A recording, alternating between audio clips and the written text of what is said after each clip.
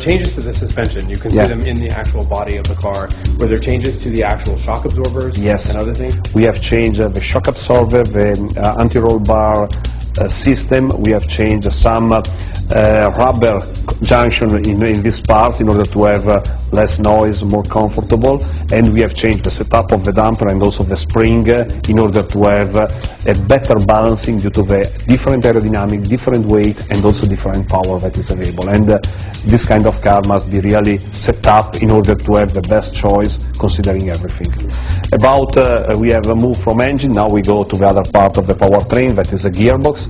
Gearbox is the gearbox that we have today in terms of mechanicals, but we have completely changed the actuation system. We have introduced a new system that is called S-cam, where the shifting of the gear coming from a turn of the parts, and this gives a faster shifting and also more comfortable in the daily use of a car. We have one of the other assets of our car is also to be lighter. This car will be 20 kilo lighter of the previous one, also if we increase power, engine capacity and everything, but car is lighter of 20 kilo. In this direction we have worked in the front differential with a completely new casting in order to reduce this, but maintaining the four-wheel drive philosophy that is a USP of our car. Four-wheel drive means to have a permanent four-wheel drive, not only in some condition. It means we have a static distribution of the torque between front and the rear that is close aligned to the weight distribution of the car. It means snow, water, dry, every condition we have the best that it can be transmitted to the ground. Yep. There's no point in having 560 horsepower if you are not able to put on the ground, and this is one of the major figures that we have. Continues to talk about the transmission. We have introduced what we call trust mode, means the car with a special program that we have in the automatic gear. It's possible to have what can be called a continuous launch control, where the car is able to perform the maximum performance from the first gear to the sixth gear in automatically. Means every customer can do the best performance of the car, also if it's not a professional driver. It's important to be safe enough, means in the track, and to have enough straight in front of us to reach the maximum speed. With all this improvement, the final result, what our customer can perceive, is to have a car that can reach 325 km/h. If you remember, the old Gallardo reached 315 km/h. We have acceleration from 0-100 in 3.7 seconds. The old one was 4 seconds, means it's a big improvement. And acceleration from 0 to 200 is 10.5 seconds. The previous was 11.4. That's second, 1.1 seconds faster. Yes. That's a lot faster. Yes, because this means what I described before you, the shape of the torque curve is really improving, and you have every time when you push fully accelerator, you have torque that immediately is available and you can use, and this is not only in the first jump start, but is also when you continue for reach this kind of acceleration, 0 to 200 km/h. Wow. And at the end also the weight that I described before, 20 kilo lighter weight means to be mainly in acceleration to have a big improvement.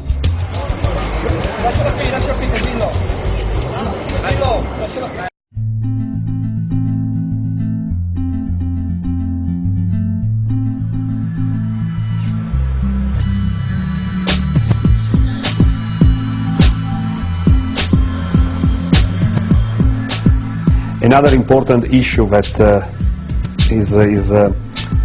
we want to communicate to our customers is that we really take care about the environment. This car was thinking also with the objective to have a less consumption and to have a less CO2 emission. And due to this, we was able, considering the efficiency of the engine, considering the reduction of the friction that we have put in the gearbox, we have put in the tire, we have developed together with Pirelli a new tire that is called low rolling resistant, and is a dual material tire. In this way was able to guarantee the same or better performance of the tire that we have now in production, but decreasing the rolling resistance of the tire. And this means to have another contribution to the CO2 reduction that is one of the major figures that we have taken in consideration for this car. We have reached a reduction of 18% of the CO2. This is a really big improvement, and we are able now to say that from 400 grams per kilometer that there was in the model year 08, now we are at 327 grams in the Gallardo LP 560/4. I'm guessing a lot of people look at the car and think it's a facelift. And no. There's no... This is a new car. New car. I say what I described before. When you think a facelifting, normally you think a car where you have some refinements on the exterior, on the interior, and you follow only some new homologation requirement or something like this. In this car, we have changed practically everything. Body, suspension, yes. Engine, brakes.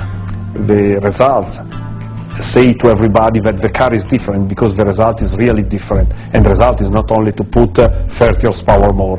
You have more stability in the car, better handling performance, and at the end we want with this car to be really state-of-the-art of the car. And also if you're considering to have a weight reduction when you increase everything in the car, means that you have a really engineering work in order to optimize the weight. But the power-weight ratio is one of the other important assets of Lamborghini. When we talk about CO2 reduction, we talk about improving the efficiency of the engine, reduction of the friction, of the rolling resistance, but also weight decrease. Weight decrease means to be able really to have a better CO2 emission. Well, thank you for the tour of the car, though. It was a pleasure for me to give to you this information about our products, because for us it's really a big step forward in a Lamborghini philosophy for the future. Very great. Now I'm going to go downstairs and build one. Okay. Thank you. Thank you.